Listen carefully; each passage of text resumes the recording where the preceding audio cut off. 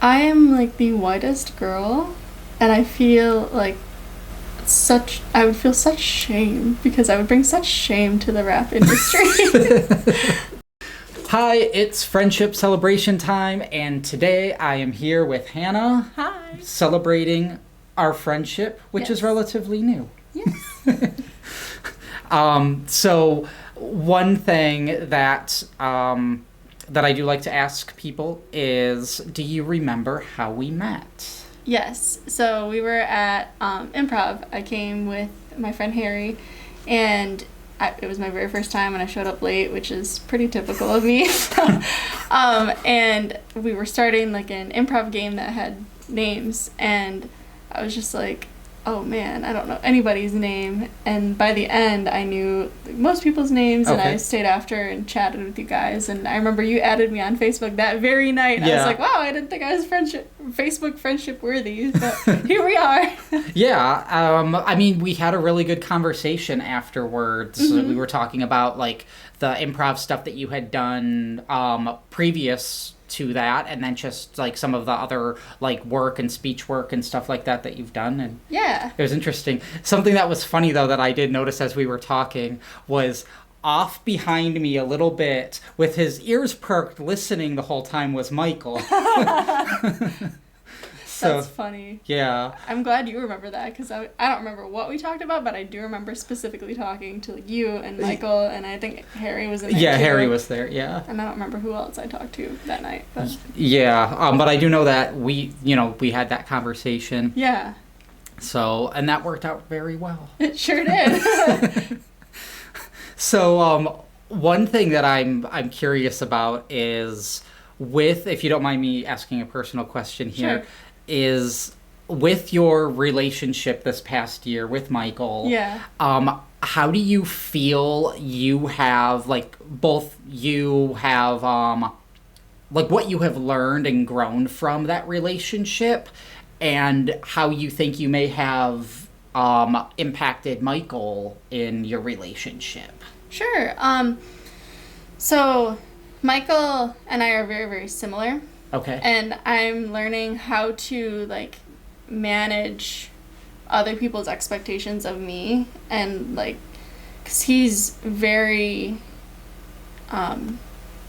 like sensitive to other people and very perceptive, and I'm learning just how to be a better person because of him. It's really hard to like Okay. quantify that, Yeah. just because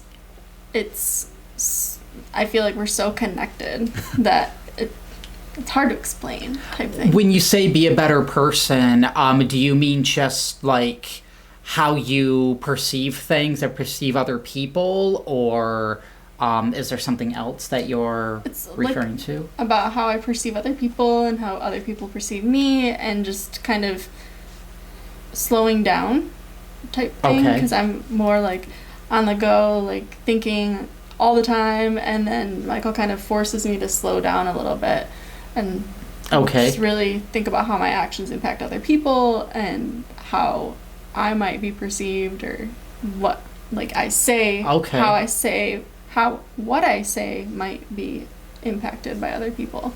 Have you tended to be a little bit impulsive in decisions that you've made before? Yes and no. Okay. So I can be really impulsive and make decisions, especially with like purchasing. There's certain like things that I'm really impulsive about, and then there's Okay. other things that I'm like I take forever to decide.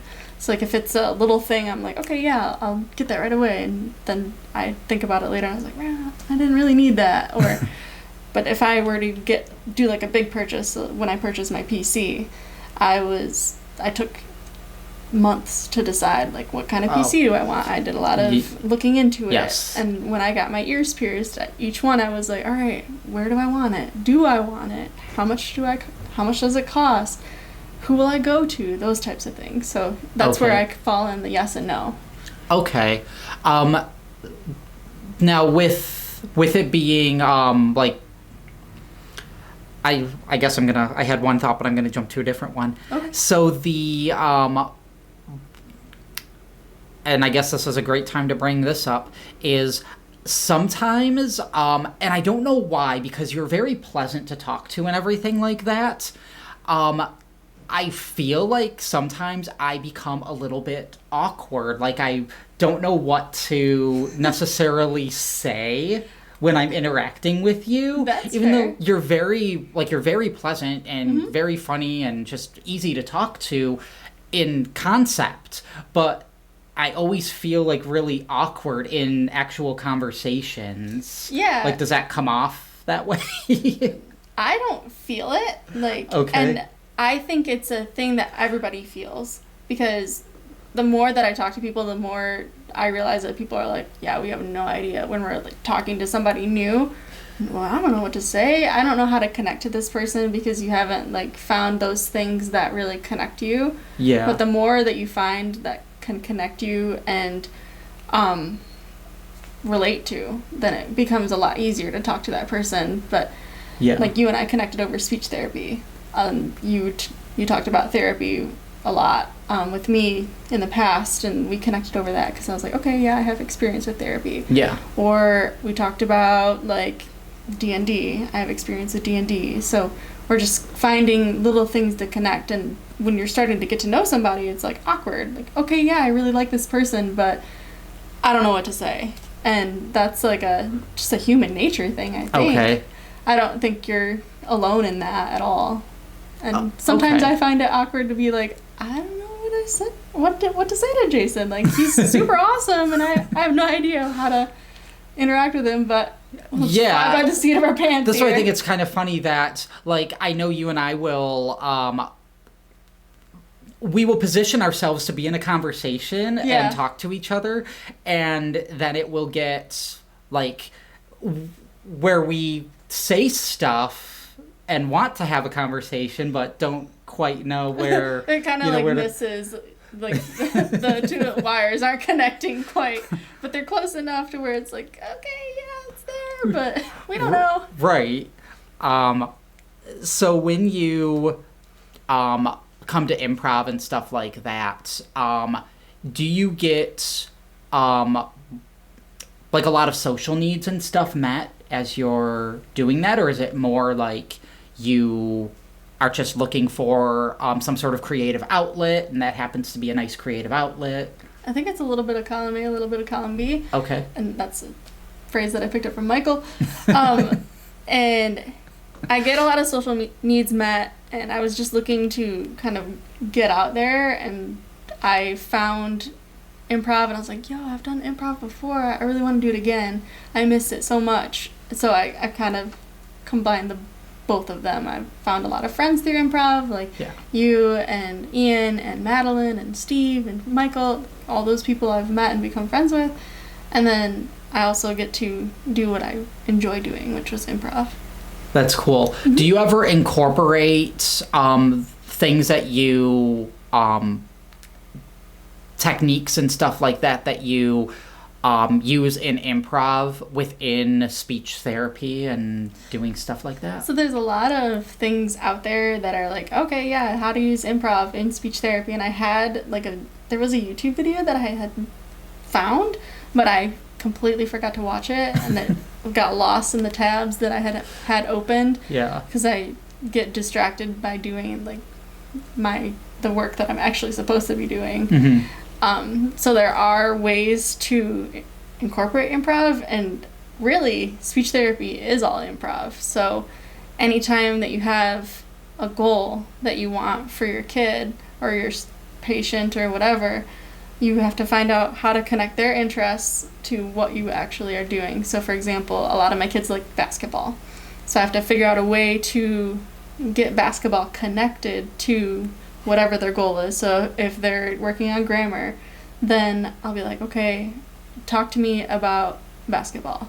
Okay. And then they'll give me like basketball information. And I'm like, okay, how could we say that better? How could we improve the grammar in that situation where it makes sense? Like the reference that you're using are actually connecting to something else. Like it's just finding all those connections. And if the kid hates my activity, I have to improvise. I'm like, all right, well, screw it, I guess. Like, find a different way to use that material. So even aside from the grammar and syntax and sentence structure and all that stuff that you work with kids on, do you, I mean, it sounds like from other conversations and stuff that I've had with you that you also work on conversation? Like a little bit. Yeah. It's not very much my strong suit. Okay. Conversation, like figuring out how to navigate how to improve that, because I only see the kid in like a very isolated setting. So if I go out, and sometimes I will go out and like observe the kid in a conversational setting and see, okay, well, how do they interact?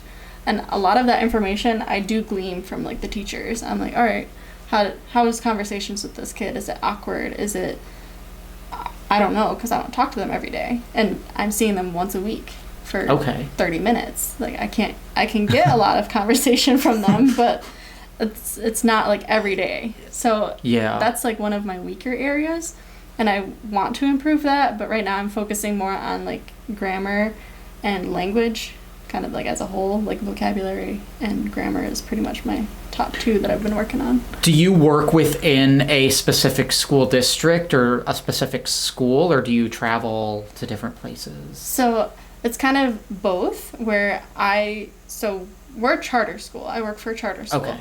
And we're owned by Bay Mills Community College. So Bay Mills Community College funds us. And then the Romine Group, which is the company that I work for, they are the ones that hired me. So like that's the HR that I report to. Okay. And they're the ones kind of like fostering like the growth of the charter schools. So they own 3 different schools within Flint, and then they own a bunch of others in like Utica and downstate. And they're part of the school district. So we're Genesee County. Like Genesee County kind of has all of the schools within that county as like, okay, this is the school district, and Genesee is school of choice. So any kid can move to any different school. It doesn't have to be like right by where they're at. Okay. With me, like I had no school of choice. Like I could do it, but your assigned school was the one that was closest to you. So Genesee County's not like that. They're like, you can go wherever as long as you're just going to school. And so we got a lot of kids moving in and out of the school all the time. So it's a school district like in and of itself. Like Madison Academy and the New Standard are both like connected. Okay. And they're like a school district themselves. But then we're in a bigger like Genesee County type thing. All right. So when some of the kids are, like, let's say they change schools and stuff, as long as they're within the schools that, like the Genesee County charter schools and stuff that you work within, do you still get to see those kids, or do they switch? If they switch, so I only work for 3 different schools. Okay. So if they were to switch between the 3 schools, yes, I would see them. But if they go outside of those 3 schools, I'm no longer their case manager or on their team. If that makes sense. Yeah, that does. And then it clarified another question that I was going to ask that I don't need to ask now because it was clarified. Okay. So what is something I don't know about you that you would like me to know about you? Oh, goodness. Jeez. Because I feel like I'm pretty open. Yeah. I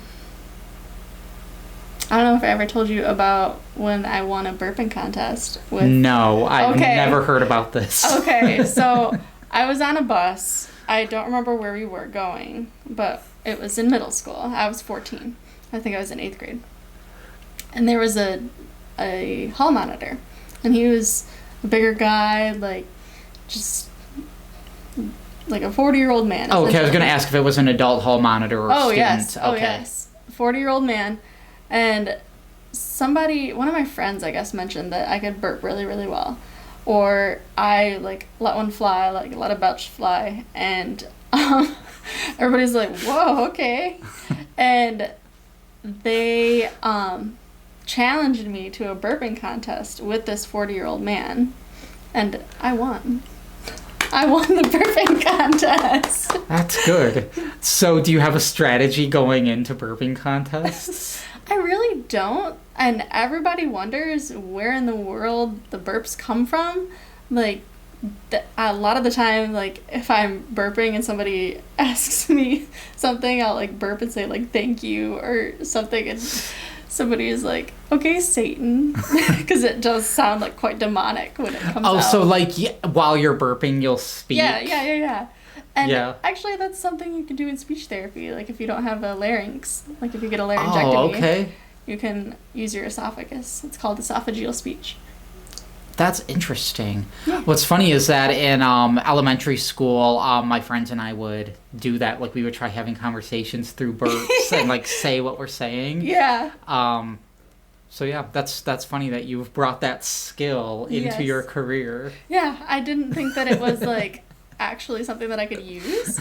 And I actually was asked to demonstrate it, like, esophageal speech. I wasn't the greatest at it because I've been trying to, as I become an adult, try not to, like, belch in public or, like, belch in my class.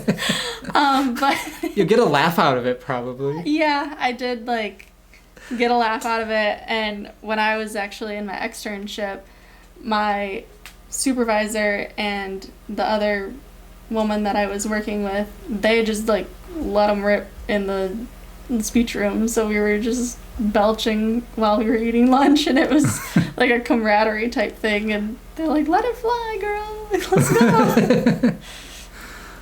I didn't think about that as a bonding exercise. Yeah. But... And I guess related to that, I used to get my burps rated. So who's rating them? My friends. Okay. Especially in high school, and they, like, had to up the scale for me because they were like, "Oh man, I know you can do better than that." It was like a 6, and for somebody else, it'd be like a 10. Okay. So, do you have to, like, prep or anything for that? Like, drink anything carbonated or? Honestly, I could drink water and belch. Okay. Carbonation helps, but I could drink water and be about the same. It was funny. There was a time in elementary school where my aunt was watching, like, me and my brother and sister over the weekend, and while she was doing it, I was trying to, like, I was keeping track of every time I burped and farted, and was trying to, like, beat some sort of high score for myself and see if I could, like, how many times I could do those over the course of her watching us. That's hilarious. So I love that. I find farts hilarious. Like, I am an adult, and farts are still super funny to me. And I think that's, like, a family thing where my great-grandma, she thought farts were hilarious. And my grandma thinks farts are hilarious. My mom and dad think farts are hilarious. I think farts are hilarious. And I hope that my kids keep, like, the bathroom humor and everything like that going, because it's so, it keeps you young. I do know of people, like, ex-in-laws that definitely found, like, in their 70s, 60s and stuff, will still laugh at farts and burps and stuff. It's amazing. So, and when I was in not elementary school, in middle school, I felt like so out of place because nobody thought farts were funny. And even in college, nobody thought farts were funny. And I was like, where are my people that think farts are hilarious? And now, into adulthood, I'm finally finding those people that think where are they? I don't know. Somewhere out there. Okay, so it's just through being open about it, you've drawn them out. Yes. And actually, at my first improv, I was like, do y'all like bathroom humor? Because, like, I'm all about it. And I think Madeline answered, and she was like, yes, we do appreciate a fart joke every once in a while. I was like, all right, cool. So I have to ask, because I don't know if Michael has made many fart or burp jokes or anything in his. How does he feel about all that? As soon as he found out that I think farts are hilarious, a lot of his jokes have to do with poop, fart, burp, something of that nature.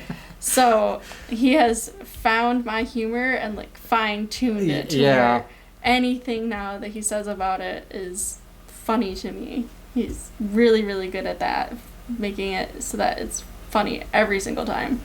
So has he worked in, because I know you haven't seen the show before, but there have been people on here that I've spoken to specifically about Michael. Michael's probably the person that gets mentioned the most randomly in this series, because he does do such great character work and is very entertaining and just very talented.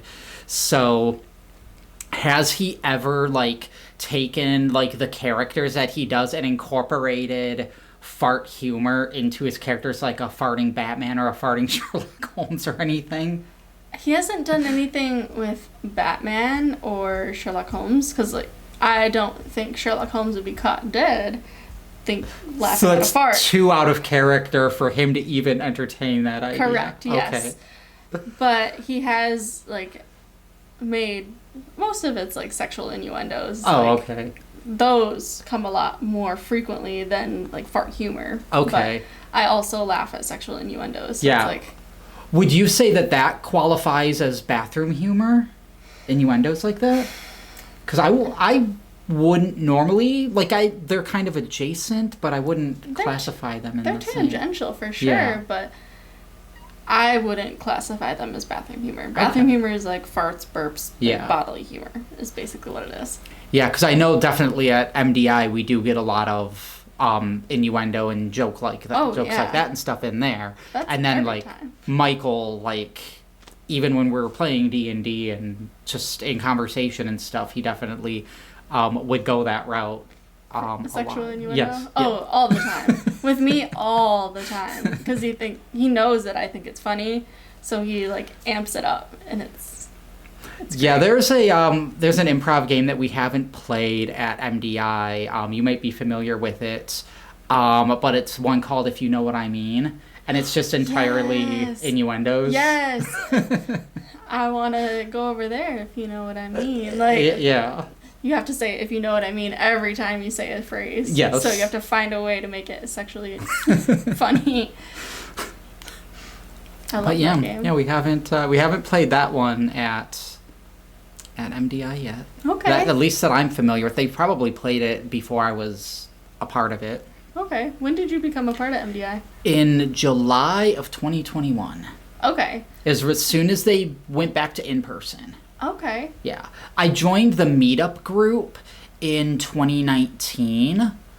And then I didn't have a way to really participate, but it was on my radar. Mm-hmm. And then when I had a way to participate, it was right when everything got locked down. Oh. And so they were no longer doing in person. They were still doing it over Zoom. And I'm like, well, I'm not in a position, because I was staying at my grandma's at that time. Mm-hmm. And so I'm like, well, I can't really do improv, here in this room. So I just waited for it to be in person. And as soon as they said it was back in person, I was there. The only time I missed was I had COVID at the end of December of 2021. Oh, man. Yeah. So it wasn't that. It was basically like I had a bad cough for about 4 days and felt like had flu symptoms for 2 days. And that was the extent of what my symptoms with COVID were. Had I gotten my booster shot at that time, because I thought I had to wait longer, turns out I was able to get a booster shot and I just didn't realize it. So I wonder if I would have avoided it altogether had I gotten the shot. But yeah, I had a hypothesis that if I got the booster shot, then I would get COVID. Oh. So I wound up getting COVID either way, but I haven't still gotten my booster shot. Oh, okay. And I don't know if I will. I might when I get the flu shot itself. Yeah. And I should probably start looking into that just because it's flu season near us. Yeah, my doctor told me, because I was going to get an updated booster shot and flu shot and stuff, and my doctor, she just said, well, come back in November and do them both at the same time. She said, you'll be fine. So at the time, I advised against people doing both at the same time because I wound up back when the swine flu was a thing. Okay. I got the regular flu shot and the swine flu shot on the same day, and I got so sick. Oh. And I was like, I don't want to do that again, because COVID is like a flu, but it's not. And I was like, I'm not going to get sick either with COVID or with whatever the heck else they inject me with.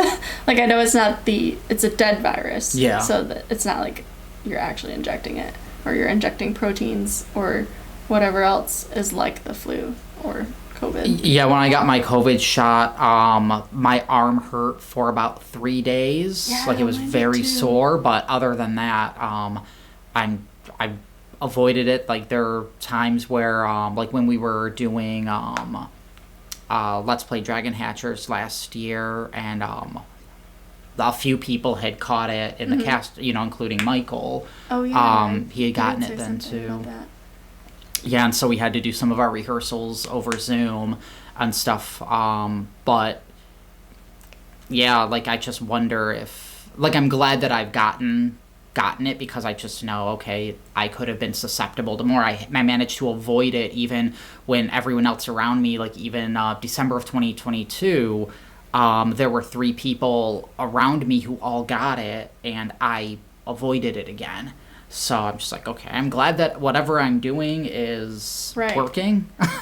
Yeah. But that's the only time I missed MDI, and it was during Steve's character. He was doing one specifically about character work. Dang. So that's the one I missed, but Steve did say that he's looking at potentially doing that on his next meetup. So we may do character work in about 3 weeks, 4 weeks. Okay. Because Paula's next. Okay. So. Unfortunately, I will be missing next because that's my birthday. Oh, okay. So next, not yeah, the 11th. This Monday, yeah. 9/11. It's my birthday. Okay. I always tell the kids I was born before then, so I do remember it happening. So I was buying a CD at an old music store called Harmony House. Okay. Is that near here? No, at the time I lived in Shelby Township, and it was in Rochester Hills. Oh, okay. So because where I lived in Shelby Township, if you cross the street, like the main road, you'd be in Rochester. Gotcha. So it's like right on the border of Macomb and Oakland County and stuff. Gotcha. So yeah, so my brother and I had gone there, and when we got back, we had seen all this stuff going on the news, and we're like, oh, okay, so this is happening. So I was buying a They Might Be Giants CD that had come out that day. Ah. I was waiting outside the record store the music store for it to open and buy the CD. Oh my goodness. So that's what I was doing. But my mom was very pregnant with my younger brother. Okay. And he was born 10 days later, but I remember my mom watching the TV and her eyes were like glued to it, and I tried to like get in her vision, be like, "Hey mom, what's up?" And she's like watching around me, and then I started watching as well because it looked like it was super important. And then I got mad and I told my mom that I wanted to kill the bad guys, and she was like, "Oh, okay, like chill out." Yeah, I was very scared when I was seeing that happen. I'm like, okay, what on earth is even happening right now? Like, I'm seeing buildings crumbling and stuff. Yeah. I'm like, oh no, this is... I didn't even know because I was 18 at the time. Okay, yeah. I was 6. 19? I don't know. I was 18 or 19. But... Was... No, I was 19. Yes. Which shows how old I am. That's why I call myself an elder millennial in the mockumentary. I loved that. I was like, appropriate. What's funny is I did it thinking of, like, in future episodes, I make some obscure, not really obscure, but I make TV references and music references and stuff where it's like, okay, this is coming from the mouth of a millennial. Right. I need to, so when I created my identifying thing, I'm like, okay, that's what makes sense here. Yes. So another thing I was curious about was, do you consider yourself introverted or extroverted? I get that question a lot. So I am, like, I get most of my energy from being by myself. So when I'm by myself, I'm, like, hyper and I do weird things. And then I get out and I am also doing weird things. And more tame, not like hyper, but Yeah. I am an extroverted introvert. Okay. Is what I consider myself. Yeah, that's what I hear from people. Like, people think that I'm extroverted depending on where they find me. Mm-hmm. But I'm also introverted. Yeah. I prefer to be alone, especially if I'm going to be thinking or if I'm going to be doing something that only one person can do. I prefer to like not have anybody around me. But when I get out with other friends, I'm like, okay, like I'm making connections, and humans are connection based. Yeah, because you go to a lot of the social stuff that happens, like when like Madeline has a party, or when we're doing outings and stuff like that. Like I try to show you up. join in. Yeah. Michael, on the other hand, no, he's like, my social battery's gone. Yeah, I feel a lot of times like he doesn't like me. I don't think that's the case. He just gets overwhelmed a lot. Okay. Because I always feel like I'm too pushy or something, like, yeah, come on, participate with us and stuff, and I feel like it might be too much. He's stubborn. I love him to death. He's very stubborn. I'm also very stubborn, so we sometimes butt heads there, but if he doesn't want to do something, he will not do it. Okay. And since we are getting to the end of the episode, one thing that I always do at the end is I would like to ask you to complete this sentence however you want. It starts with Jason as your friend, and then finish it any way you want to finish that sentence. Oh my goodness. Sentence starter. So it was Jason as your friend? Yes. Okay.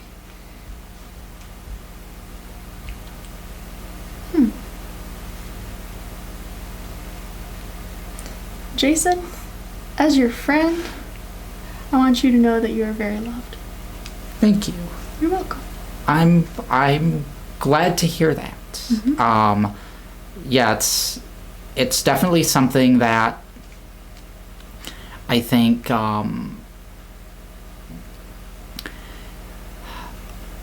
like, especially where I just earlier, like throughout even our conversation, where I'm not sure, am I coming off awkward, or I don't think Michael likes me, and things like that. So it is nice to get that reassurance.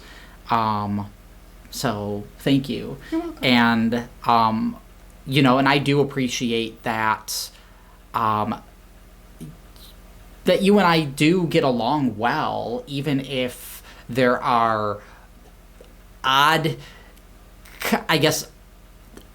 patterns to conversation. I don't know how to describe it. Yeah. As funnily enough, as a speech therapist, I overanalyze like my communication style. So I'm like, okay. I go into a conversation, I'm like, I am the communication expert, and then I am trash at communicating. And I am not the only SLP that thinks that. There is like a pattern on SLP communities. So if you go and follow famous Instagram SLPs, they'll be like, I am expert at communication, that was my master's degree, trash at actually doing it. And so we overanalyze, and then because we're overanalyzing, our brain is like going way too fast and not considering, okay, here's how to best do this. And I get made fun of a lot because I'll make, like, Michael hates it when I go like, what do I say that he hates? Mind blank. Oh yeah, no problem.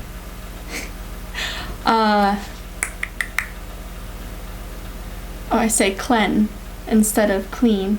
I'm clean. Oh, okay. And I just say stupid things like that, and he makes fun of me because he's like, you're supposed to be the speech therapist telling me that what I say is wrong, or if I say a sentence like improperly, then people are like, yeah, you didn't say that right. And I was like, I'm well aware. I was aware of it as it came out of my mouth that it did not sound right. So I don't get a lot of slack when I'm communicating, but communication is so fluid and flexible. And my philosophy is that if you get the message across and somebody understands it, then you've been successful. Yeah, and that's why it's like there's no point in like, oh, correcting, typos and stuff of like a person or whatever if they say a word in a way that you don't. Like, there's one person who will get on Madeline for saying, sometimes she will say subsequent instead of subsequent. Oh. And they will get on her about that. And it's like, but you know what she means, right? Yeah. So why is that? I am both that person and the person that will be like, you know what I meant, right? So I straddled the line there. And I am the type of person to correct your grammar and, like, internally, sometimes externally, depending on if I think you can take it.